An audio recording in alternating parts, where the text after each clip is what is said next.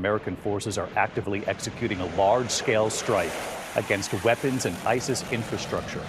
ሶሪያ አካባቢ የሚነሳ አንድ የቀረ የእስልምና ሙቭመንት አለ። በሶሪያ ያለውን ጉቶ እግዚአብሔር ይነቅላል።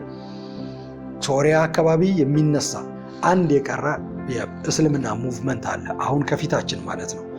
ራሱን የደበቀ የቀበረ ሶሪያ አካባቢ ከእስራኤል ጎረቤት ማለት ነው፣ ሶሪያ አካባቢ። ነገር ግን ያ ከመነሳቱ በፊት ይመታል፣ ከባድ ምት ይመታል።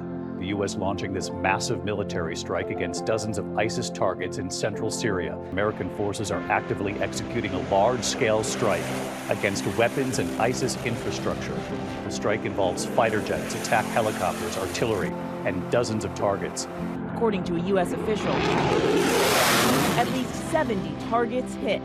Speaking at a rally in North Carolina on Friday night, US President Donald Trump called the attacks a massive blow against the ISIS members the US blames for a December 13th attack on coalition forces in the central Syrian town of Palmyra.